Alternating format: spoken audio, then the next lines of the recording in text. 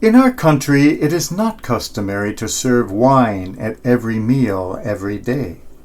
Many households either never have wine at all or reserve it for special occasions. But this is not the case in many other countries, where wine is often part of both lunch and supper every day. How they get anything accomplished is beyond my understanding. But even in this country, when we want to toast someone, we generally reach for a glass of wine or champagne. In some places in the world, it is considered bad form or even bad luck to toast with water. You just don't do that.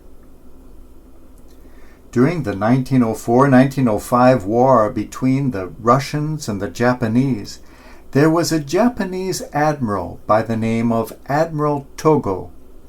He became a military hero after destroying the Russian fleet at the Battle of the Sea of Japan. After the war, he paid a visit to the United States, where a large state dinner was held in his honor.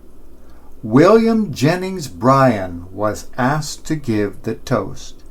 Now, Bryan was a famous statesman, but he was also a teetotaler. He never touched a drop of alcohol and was opposed to it on principle.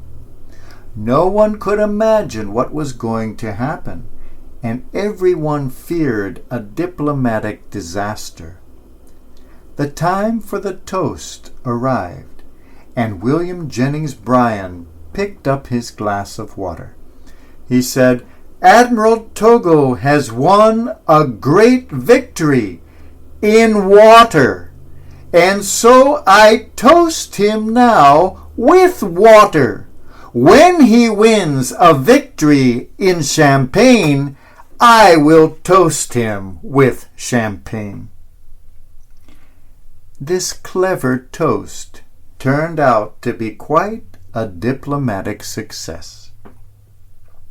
Today we see a similar situation. Jesus and his mother were guests at a wedding reception when the wine somehow ran out.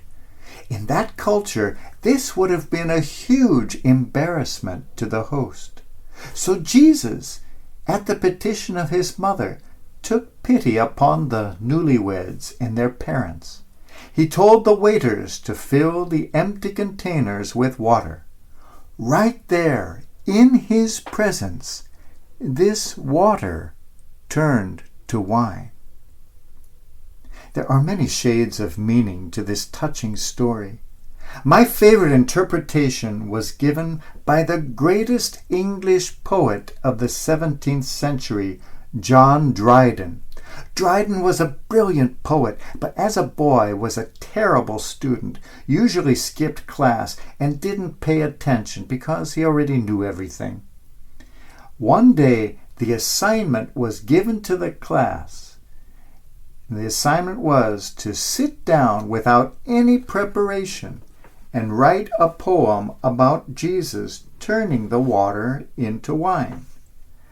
Well, this little budding poet sat down without any preparation or much thought and composed the following lines.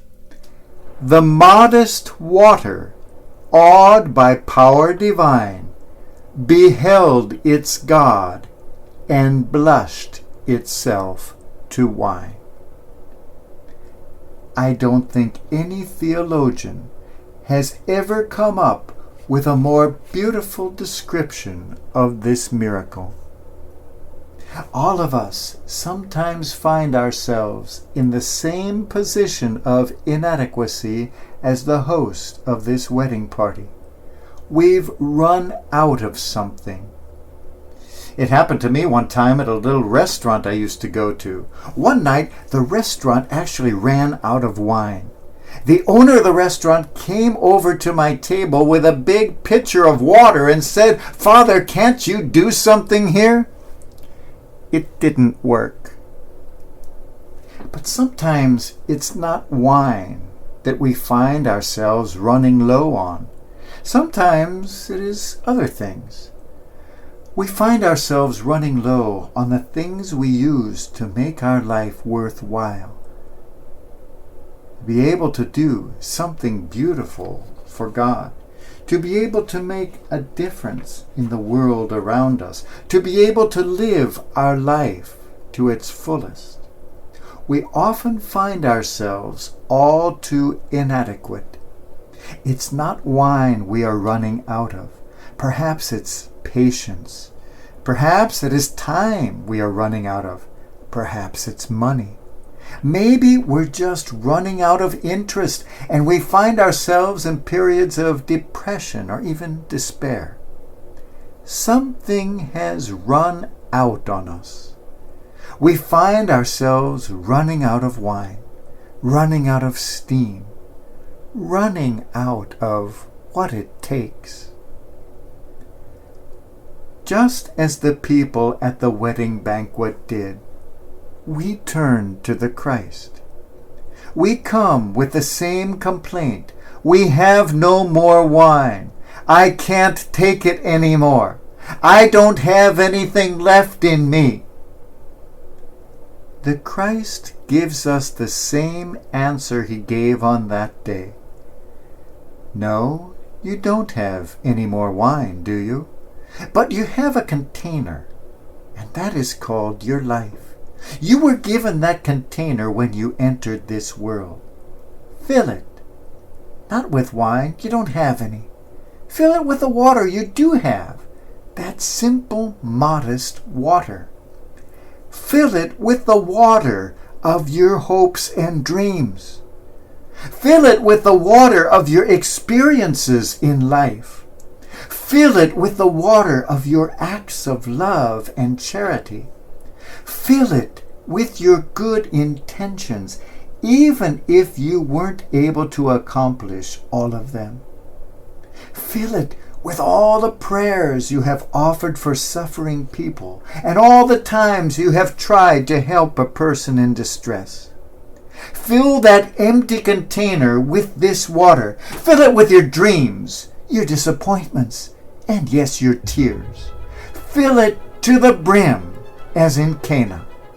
Then stand in the presence of God, and you will find that that modest water with which you have filled the container of your life, in the hand of God, has become something wonderful, something precious, something truly amazing. Our modest water, awed by power divine, beheld its God and blushed itself to wine.